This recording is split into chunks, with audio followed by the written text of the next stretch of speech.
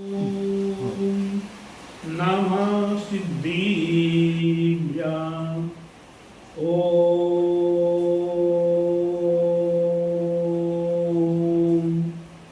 नमः सिद्धिभ्याम्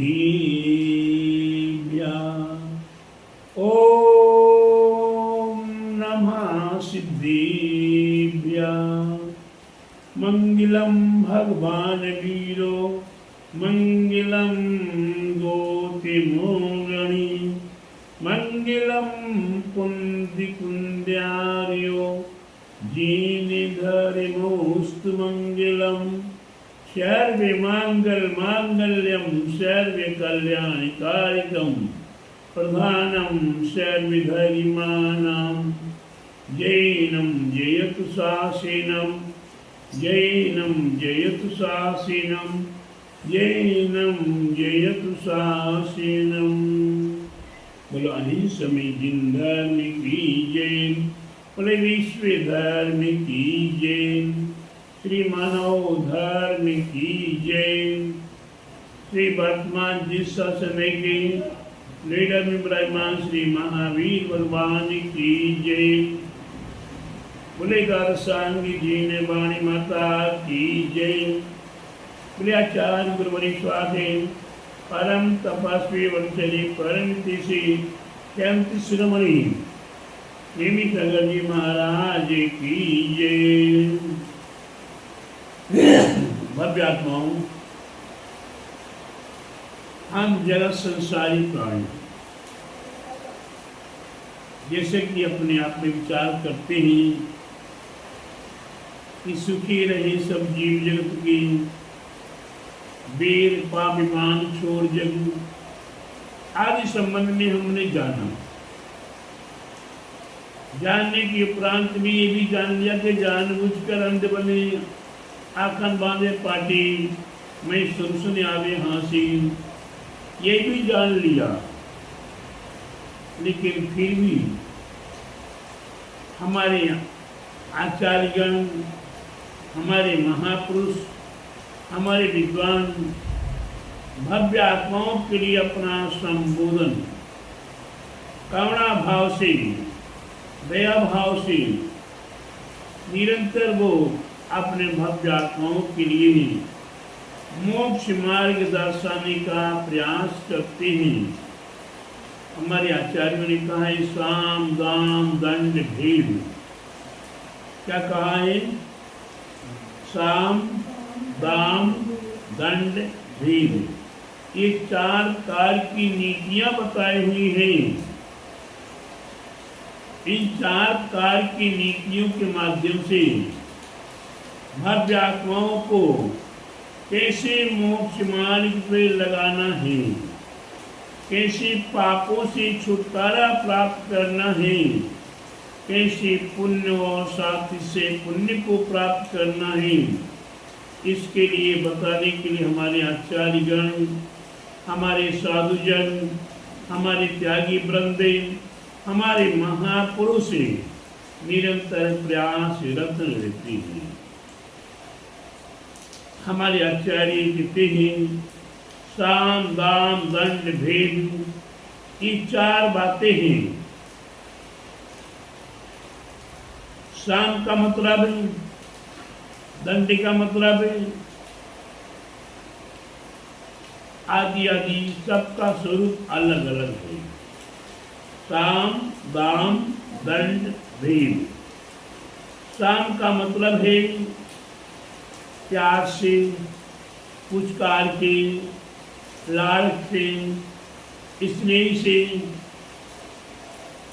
अपना बनाकर अपना बनकर समझाने का प्रयास करते हैं, जिसे कहते मीठी मीठी भाषा। नीतिकार ने कितने मीठा मीठा बोल थारो कहीं बिगड़े। आप मीठा मीठा बोलकर ही भव्य आत्माओं को मोक्ष मार्ग में लगाने का प्रयास करें। अगर ये भव्य आत्मा मीठी मीठी बोली में ना आए, क्योंकि इसके लिए भी समझाया गया, बता दिया गया है जो ज्यादा मीठा बोलता है उसमें भी कोई राज छिपा होता है, इसलिए वो उस राज से बचने के लिए मीठा बोलने से वाले से भी दूर दूर होने लगता है। अब जब शाम में नहीं आया, चार प्रेम में नहीं आया, तो आचार्य कहते भैया दाम दिखाकर बच्चा चार की भाषा में नहीं मानता है तो उसे कहते बेटा तो मेरे पेड़ दाब दो, कमर दाब दो, तेरे को 1 रुपया देंगे, 2 रुपया देंगे, 5 रुपया देंगे, 10 रुपया देंगे। मैं थोड़े बीच में आता है फिर कहते नहीं हमें नहीं चाहिए, प्रसाद नहीं करना। वह बच्चा दाम में भी नहीं मानता है, उसी का श्रावकों के लिए भी कोई यंत्र के माध्यम से, मंत्र के माध्यम से तुम्हारा धंधा अच्छा हो, तुम्हारा व्यापार अच्छा हो, तुम्हारे घर में सुख शांति हो, धन धान्य बढ़े, संपत्ति बढ़े, वैभव बढ़े, ऐसा प्रलोभन देकर भी उसे घर में लगाने का प्रयास किया जाता है। लेकिन इसके उपरांत भी अगर ना माने तो दंडे। कहावत है लाखों के देवता बातों से नहीं मानते। क्या समझ में आया बेटा? लाखों के देवता बातों से नहीं मानते, उन्हें लाते ही चाहिए है, उसे प्यार से, उसे लोभ से समझ में नहीं आ रहा। जब लाते पड़ती हैं समझ में आने लगता है। अच्छे वक्र देते हैं, बड़े बड़े चोर डकैत बदमाश मर्डर करने वाले जब पुलिस की लाते हैं, पुलिस के डंडे पड़ते हैं तो बिल्कुल सीधे हो जाते हैं। इसके बाद में उसमें भी कोई ढीठ होता है, कितनी मार लो मैं नहीं बकरूंगा, क्या कितनी कर लो, दंड मारते मारते भी मारने वाला थक जाता है लेकिन पिटने वाला नहीं थक रहा। तो फिर हमारे आचार्य कहते हैं भेद नीति एक ऐसी नीति है, भेद नीति एक ऐसी नीति है जिसमें कोई नहीं बच पाएगा। चाणक्य नीति भेद नीति, चाणक्य नीति भेद नीति, विदुर नीति भेद नीति। हमारे सोमसेन आचार्य महाराज ने भी नीति वाक्यामृत लिखा है, उसमें भी नीति के वाक्य लिखे हैं, वह भी भेद नीति है। उसी कार से हमें जिस साम से, दाम से और दंड से नहीं माने, उसे भेद नीति से, कूटनीति से उसे समझाने का प्रयास करना चाहिए। इसलिए प्रत्येक भव्य आत्माओं को धर्म मार्ग पर लगाने के लिए ये 4 प्रकार की नीतियां बताई गई हैं। क्या? धर्म मार्ग पे, सदमार्ग पे संसारी भटकते हुए जीवों के लिए भेद नीति के माध्यम से कब क्या कहेंगे, क्या करेंगे और कैसे काम करवा लें, दुश्मन से भी दुश्मन से सहाय पैर छुआ लें, ये भेद नीति का प्रभाव है। तो अपने जीवन में चाहे संसार हो, चाहे घर परिवार हो, चाहे कुटुंब परिवार हो, और चाहे समाज हो, और चाहे धर्म हो, ये हमें अच्छे से जानना पड़ेगा, हमें समझना पड़ेगा। अगर हमें भव्य आत्माओं के लिए धर्म मार्ग पर लगाना है तो क्या करना पड़ेगा?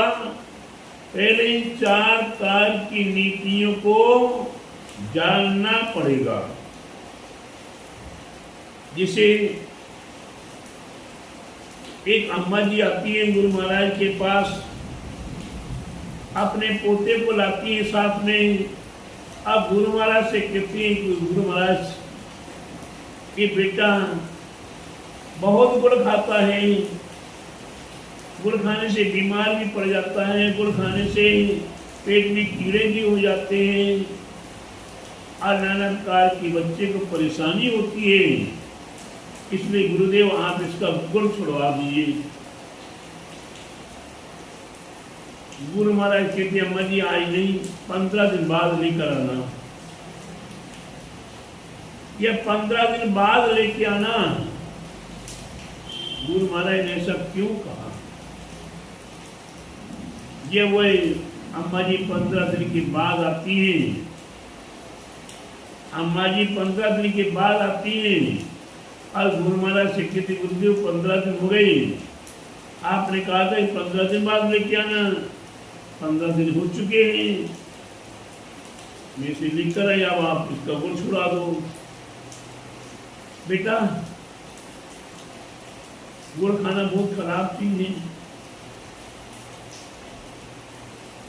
गुड़ मैं भी खाता था, गुड़ का त्याग करो। बेटा काल कितना गुरु जी हमने गुड़ का त्याग किया, क्यों? कि गुरु महाराज भी स्वयं गुड़ खाते थे। 15 दिन में गुरु महाराज ने गुड़ का त्याग कर लिया, और जब स्वयं ने त्याग किया तो उसका असर गुरु महाराज ने थोड़ा सा ही कहा, बेटा मैं भी बहुत गुड़ खाता था, मैंने भी गुड़ छोड़ दिया, बहुत अच्छा लगने लगा मेरे को, बालक ने भी तत्काल छोड़ दिया। ये वेद नीति है। क्या है? वेद नीति। हमें सामने वाले को कराना है तो हमें करके दिखाना पड़ेगा, हमें अपने ऊपर उतारना पड़ेगा। तो प्यारे बंधु, इस प्रकार से नीतियां हैं और नीतियों के स्वभाव से हमें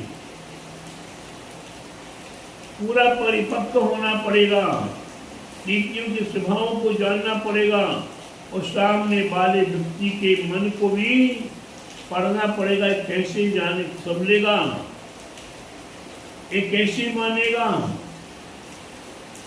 इसलिए प्रत्येक भव्यात्माएं साम दाम दंड भेद इन 4 नीतियों को जानने का प्रयास कीजिए, सीखने का प्रयास कीजिए, अभ्यास कीजिए और अपने जीवन को स्वयं को भी सुरक्षित करें। सामने वाला आपके ऊपर आक्रमण करने आ रहा है,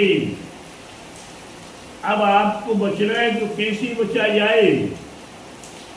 उस समय साम दाम दंड भेद नीति कैसी आपको प्रयोग करनी है। जान बची तो लाख उपाय, अनेक संयम का पालन करने का साधन बन जाएगा। लेकिन नीति अगर नहीं जानते हो तो मुश्किल हो जाएगा, संकटों में आ जाओगे।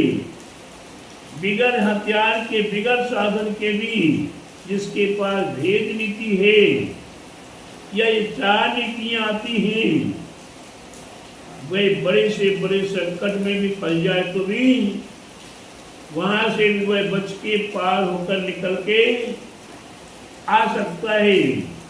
इसीलिए नीतिकारों ने कहा है कि जान बची तो लाख उपाय। इसलिए प्रत्येक भव्यात्माओं को मैं ही कहूँगा कि आप चाणक्य नीति को जानने का प्रयास करें। नीतिकारों से नीति के जानने का प्रयास करें और जिस सिद्धांत के अंदर बहुत अच्छा ग्रंथ है नीति वाक्यामृत। कोई नीति वाक्यामृत को भी जानने का प्रयास करें। सोमसेन आचार्य महाराज ने लिखा हुआ है कि नीति वाक्यामृत करें आप इन चारों नीतियों को जाने और चारों भेदों को जाने, अपने जीवन में हम चक्र गति से छुटकारा प्राप्त कर सकते हैं और परम सुख को प्राप्त कर सकते हैं। ऐसी परम सुख को प्राप्त करने के लिए आप निरंतर प्रयत्नरत रहें और अपने जीवन को सार्थक करें। बोले महावीर भगवान की जय, बोले गौरसांग जीन बाणी माता की जय, बोले आचार्य गुरुवरी स्वाधे परम तपस्वी वंशरी परम तिशे कैंत शिरोमणि 5 वर्ष के जिनकी त्याग सूचना ने ज्ञान प्राप्त तपो प्राप्त वय प्राप्त पास्टल मूर्ति आचार्य श्री स्वाधे नेमी सागर जी महाराज की जय।